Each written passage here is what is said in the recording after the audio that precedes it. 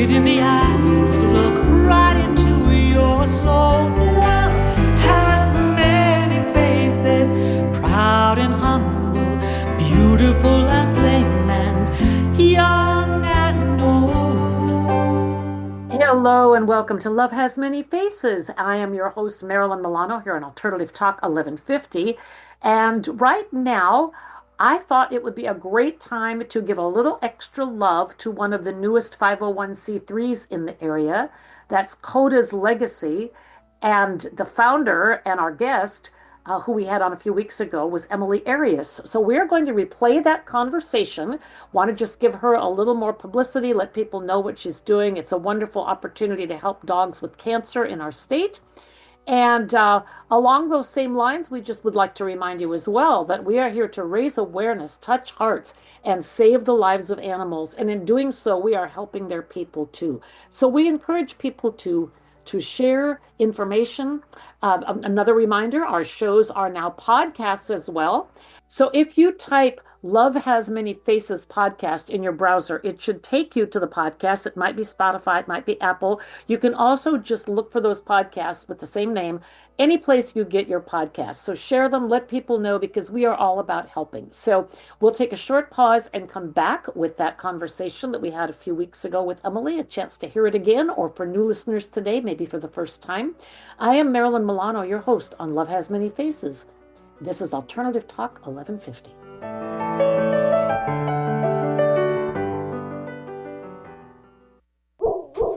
You know that feeling when your dog hears a treat bag from 3 rooms away, but somehow your business is invisible on Google? At SearchHound, your marketing companion, we help businesses get found online, so customers don't have to go digging. From SEO to Google business profiles to showing up in AI search results, we help the right people find you right when they're looking. So whether you own a business or you know someone who could use more leads, point them in the right direction. Visit searchhoundseo.com and let's get your business on the set. This is Martha Norwalk. Every Sunday morning, beginning at 9 a.m., thanks in part to newprosupplements.com, we cover the world of animals. This week, it's our energy balancing show with best practitioner Linda Rasmussen. We'll take your phone calls, and Linda will help you and your animal friends with emotional, behavioral, and physical issues. Hope you can join us for your free remote treatments. Martha Norwalk's Animal World, Sunday morning, 9 a.m. to noon, right here on Alternative Talk, AM 1150. There's a reason they invented the internet. It's called 1150kknw.com. Welcome back to Love Has Many Faces, and I'm Marilyn Milano, your host, and we are here with our first-time guest, Emily Arias. Emily, welcome, and thank you for taking time to join us today. Hi, Marilyn. Thank you so much for having me on the show. I'm really happy to be here and to be able to talk about Koda and our new nonprofit, Koda's Legacy Foundation. Yes, and I'm really anxious for more people to hear about this too, because it certainly sounds wonderful from what I know about this from having talked with you a little bit before. So why don't we start with just how this came to be, Koda's story, the cancer journey, your special bond, and how what happened with him inspired the creation of this foundation. Yeah, of course. So just to kind of let you know what Koda's Legacy Foundation is. So we are a brand new 501c3 nonprofit, and we provide financial assistance to Washington state families whose dogs have been diagnosed with cancer. So our goal is basically to just help bridge the financial gap associated with canine cancer treatment through grant funding, so families can focus on caring for their dog and making the most of their time together. So that's what we're here for. And what inspired this was my soul dog, Koda. Koda was my soul dog. And if you're lucky enough to have one, you know that a soul dog is more than just a dog who shares your life. They change it. They're your comfort, your safe space, their home. That feeling you get when you're home, that's what they are. The bond with a soul dog is a connection that feels written into your heart and your soul. They walk beside you through life's highs and lows, knowing exactly what you need, even when you don't know what you need.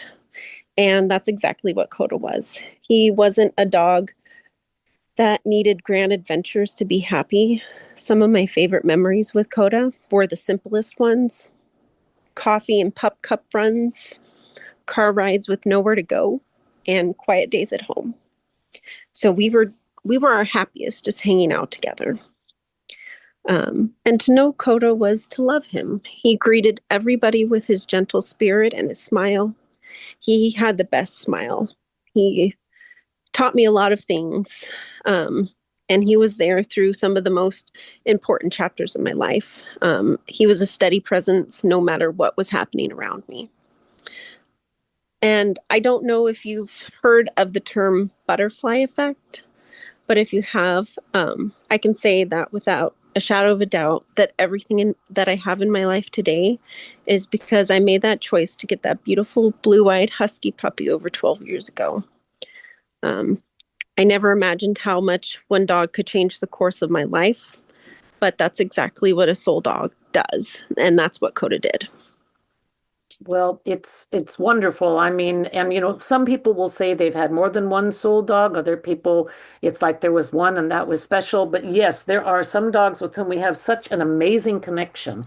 And I know from having spoken with you before, how much Coda meant to you and just what a wonderful relationship you had with him because you have other dogs still, right?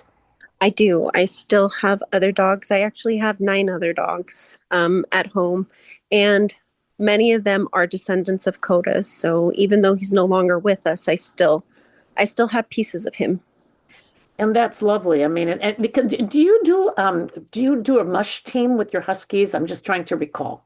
I do. Yeah. So we do dryland mushing mostly because of where we live. We're not close enough to the snows, but we go out to the training areas on JBLM during the colder months and mush with them. And that's just what they were born and bred to do, and they just absolutely love it.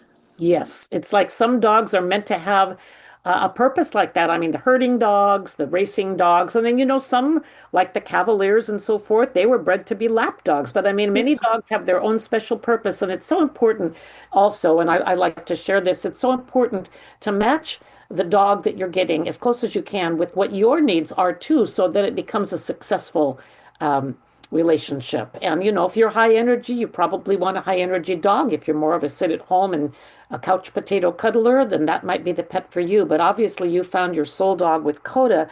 Now, he was diagnosed with cancer. And tell me a little bit more about what happened with that and then how this inspired the creation of this foundation exactly.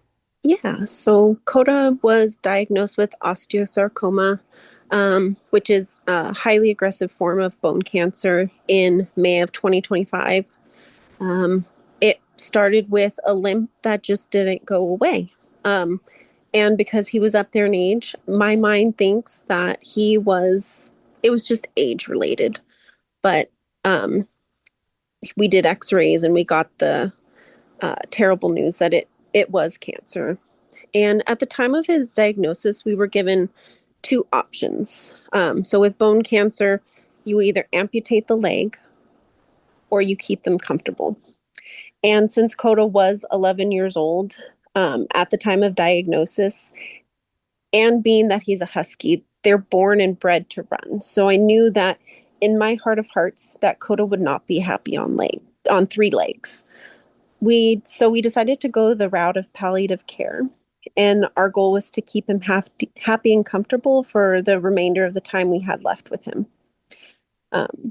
We were given about 2 to 4 months at the beginning of his diagnosis. And I, of course, was that optimistic owner and hoped that my dog would be the exception to the rules and we would get many years, not just months. So for palliative care, it included taking him to the oncologist monthly for bone building infusions. And it also included pain management and palliative radiation, which I took him to WSU Pullman for that. And I also managed to get him into a clinical trial, which involved driving him to Salt Lake City twice in the course of 3 weeks. Wow. So yeah, it was a lot in the very, very beginning. And one day I was sitting on the couch. We were about halfway through our cancer journey. And I decided to add up all the expenses from about those 3, 4 months of treatment.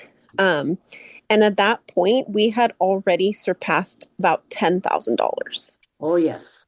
And we were very fortunate because when Koda was younger, I decided to get pet insurance for him. Mhm. Mhm. And we had never had to use it up until his cancer diagnosis. So we were fortunate because 90% of his treatment costs were covered. And that's when I got to thinking that if we didn't have insurance, there was no way that we would have been able to afford any of the treatment, or we would have gone into debt. But believe me, I still would have gone into debt for him. Yes. But there are many families out there that don't have pet insurance and can't afford treatment, or they may already be maxed out on their cards. Maybe they just had to make the choice to pay a bill or put food on the table. Hmm. And so that's kind of how the idea of Coda's Legacy Foundation was born. He was still with us. Um, but it wasn't until after I lost Coda in December of 2025 that it went from an idea in my head to reality. Um, I was absolutely devastated when he fractured his leg and we had to let him go. And I couldn't get out of bed. no, no, no. Um, And he was at WSU for treatments, right? And he happened yeah, to jump and then he hurt his leg and then he couldn't be helped any further. yeah, we had gone for a second round of palliative radiation at WSU to help with the pain, because the months were getting colder and he was just in more pain. So he was up on the bed. We were getting ready to go home. I turned around and I looked at him and I said, "Are you ready to go home, buddy?" And he was so excited that he jumped off the bed, but he fell. And at that moment, he fell and his leg fractured. Oh, oh, And that was so hard. And oh, we spent the weekend with him. We had friends come say goodbye to him. Um, and we let him go. and that, I mean, there's so much that comes with a canine cancer diagnosis. I mean, first of all, it's fairly common from what I hear, and I've had dogs who have had cancer and passed away from it. And again, as you mentioned, the financial burden, even if you do have pet insurance, it depends what kind you have. It depends if there's been any pre-existing condition. And it can be so prohibitive. I am like you. I would probably have, gone and lived in my car rather than foregone the treatment. Yeah. But it's very hard on folks. And I know losing him was so hard for you. And I mean, there's the grief. Um, there is, the feeling of have I done everything right? What could I have done better? And all these things. As you know, I have volunteered with the Pet Loss Support Group from Seattle Animal Shelter for just about 20 years now. And so much of the experience, even though everyone's journey is their own and it's individual, a lot of times people feel guilt or they wonder if they did the right thing or should they have chosen option A or option B. And so I believe, like I believe you do, that if the financial burden can be reduced a little bit, it leaves you more time and more emotional space to decide on the treatment and to take the best care of your pet that you can. Yeah, of course. And that's, I think, one of the biggest things is, um, and that's the heart of this foundation is we really want to help families buy something that's priceless, and that's time. We, as dog lovers, we sign up for heartbreak essentially. We know that in most cases we're going to outlive our dogs, and we know our time with them is never long enough. But cancer is a thief, and it already takes the already short time that we have with them and it steals it. Yes. So I'm hoping this foundation can help give families even a little bit more quality time with their beloved dogs. Oh, And yeah. if that's the case, then we have definitely accomplished our mission. Well, absolutely. And I mean, I'm just going to stop here for a minute and give out the website for your organization. It is codaslegacyfoundation.org, and that's Kodas, no apostrophe, codaslegacyfoundation.org. Also can be found on Facebook under Coda's Legacy Foundation. And so tell us a little bit about I mean, do you only offer funds for certain kinds of cancer? Is it for Washington residents only? What are the guidelines if someone is interested and might need your help? Yeah, so it's going to be for Washington families only.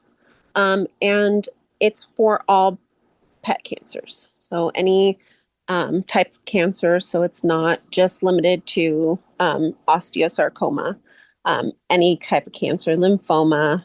Um, there's so many cancers out there. And as you were mentioning earlier about dogs and cancer, the statistic is actually pretty staggering. It's 1 in 4 dogs will develop cancer in their lifetime. And that risk, once they hit over the age of 10 years old, increases to 1 in 2 dogs. Oh, So dogs are living longer. So that's, I mean, like you said, I have 9 dogs. So I look around and I'm just thinking, how many more times do I have to go through this? right, And it's right. just so difficult. Oh, I know. I have lost personally 11 dogs in my adult life. I've been around a little while. Um, each one has gutted me. I still can shed tears for those dogs that are gone. I have 2 dogs right now. I love them both with all my heart. I don't think there have ever been two better dogs. And yet, you never replace. That's the thing. Your heart opens up and you bring in another animal to love, but they're never replaced. Each dog or cat, whatever your pet is, each has a story with you, and each will help write that story with you, and each story will be different. And I think that's important to keep in mind. But so what would, if someone's had, now is this just for canines or is it all other animals as well? At this time, it's just for canines. Okay, and perhaps it can expand if that's in the future, and if not, In the it's future, yes. Hopefully, yes, we can expand because, as we know, it's not limited to just dogs, it's cats and other animals as well. yes. No, that's totally completely true. So if someone were listening to this and their animal or the animal of somebody they know, their dog has been diagnosed, would they go to your website and then find information on how to contact you to apply for a grant? Yes. So our website has the grant policies and policies and guidelines on our website. So right now, as I mentioned, it's only for Washington State residents. Families must provide a written treatment estimate from their treating oncologist or veterinary provider, provide written documentation of a confirmed cancer diagnosis. And there's an application right on our website that they would fill out and submit to us. And we hope to get back to people within 2 to 5 days with an answer, as long as funds are available. Um, and we will be paying the vets directly. Okay. And that makes good sense. I mean, you want the money to go directly, and most people are going to be honest, but if anybody is concerned, knowing that your funds are going directly to the vet and that there's not any risk of, any kind of mistakes or perhaps not being 100% upfront about what's going on, this will take care of that. And a lot of people do feel more comfortable with that. Now, um, I am just thinking through this. It's so hard when your pet has been diagnosed. And I think that, like, I know when I had a dog that was diagnosed with cancer, unfortunately, it was non-metastatic and I had insurance. And I also did a GoFundMe. I was embarrassed, but I did a GoFundMe because I didn't have enough to cover it. It was $10,000 also. And but at the time when I was looking at other places to apply, there were a lot of restrictions. And again, I'm sure that's on the website, but you had to be under a certain income, and there were some groups in other states. So I love the fact that this is for Washington people because it does reduce the number of people competing for that. And because so many dogs get cancer, right now, what does your foundation need the most? Obviously, sponsors, donations are good, but I mean, what would you tell people that are thinking, I want to help? How can they help you? So the biggest thing, like you said, is going to be donations, but also um, something that is important is sharing our mission, letting people know that we're here and that we're ready to help. So just sharing who we are and we are hoping to have some more volunteer opportunities come up. We had our first community event last month in Auburn at the Pet Palooza, and that was our very first event, and it was amazing. And one of the things that really stood out to me was how well received we were.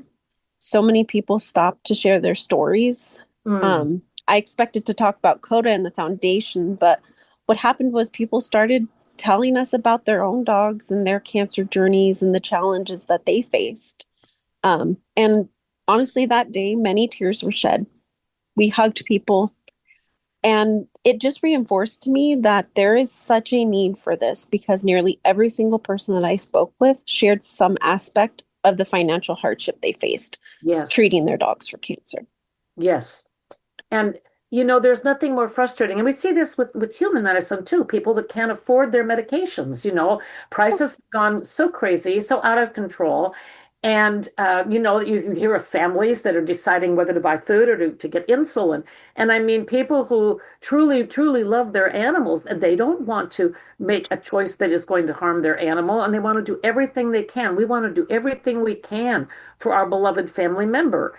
And so knowing that there are people out there that can help, and as you said, being able to share stories, I think that personal connection is really important. Hopefully, those people will tell others. But there was a saying that went around in one of the rescue groups. I can't even remember who said it first, but it was like, okay, if you can't adopt, foster, if you can't foster, volunteer, if you can't volunteer, donate, if you can't donate, at least share an email or share information. And so for people who might want to help but feel they're tapped out or they're already giving to a bunch of groups and what can they do, certainly just spreading the word about this, putting a post on the Facebook page, telling friends, keeping their ears open in case anyone's dog has been diagnosed and to let them know that you are there. And so, I mean, all of that is so important. And the other thing that I heard a lot from folks too is that, well, I'd like to give, but I'm strapped. I can only give $5. That seems like an insult. And I've heard other rescue groups say, a lot of their foundation is built on hundreds of people giving $5 a month or, lots of small donations adding up. So I would say whatever people are encouraged to give, it's never too small. Everything is appreciated and everything counts. Exactly. No donation is ever too small. And in the end, every dollar donated, every story shared, every connection that we make is helping us give families something that's incredibly valuable, and that's more time with the dogs that they love. Oh, absolutely. So we're almost, I always say this probably every time. People probably think I rehearse that, but I am always surprised how quickly the conversations go when it is about topics that are important and touching and, so personal to so many people. But we have another minute or so. And so do you have any last ideas, suggestions, requests, anything that you would like for our listeners to know or to leave with today? Yeah, it's just that I want people to know that Coda's Legacy Foundation isn't something that we're hoping to build. We're here. We're here today. We're growing. We're building partnerships, and we're ready to support families and their dogs facing canine cancer. So if you're going through this journey, please reach out. You don't have to do it alone. That's so important, and so many people just don't know that. And thank goodness for folks like you who are doing these kinds of things and taking a sad uh, event in life and turning it into something that will help many others. So, Emily, thank you so much for joining us today. It was wonderful to have you here. Um, I Thank will you, Marilyn. hold it in my heart, Thank and you. we will keep sharing and spreading the word. And perhaps we can have you back again down the road, and you can let us know how things are going. Yeah, that would be great. I would love to share our future with you all. And hopefully, by the time we talk next, we'll have helped many dogs because that's going to be our goal. That sounds fantastic. All right, we've been talking with Emily Arias. She is the founder, creator of Koda's Legacy Foundation, KODAS legacyfoundation.org, helping Washington state dogs facing any type of cancer and helping with financial support. So wonderful to have you here. We're going to take a very short break. We'll come back to wrap things up in just a moment. I am Marilyn Milano, your host of Love Has Many Faces here on Alternative Talk 1150.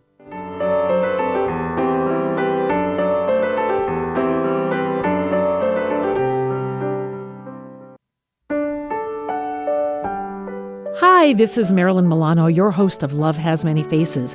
The music that you're hearing during this show every week is exclusively original music from my own CDs. If you're enjoying it and would like to order a copy of one of my 2 CDs for yourself or as a gift, just go to marilynmilano.net and you can order directly from the website. I give a portion of every sale back to animal rescue because that's part of the whole cause. Thank you for listening and thanks for your support.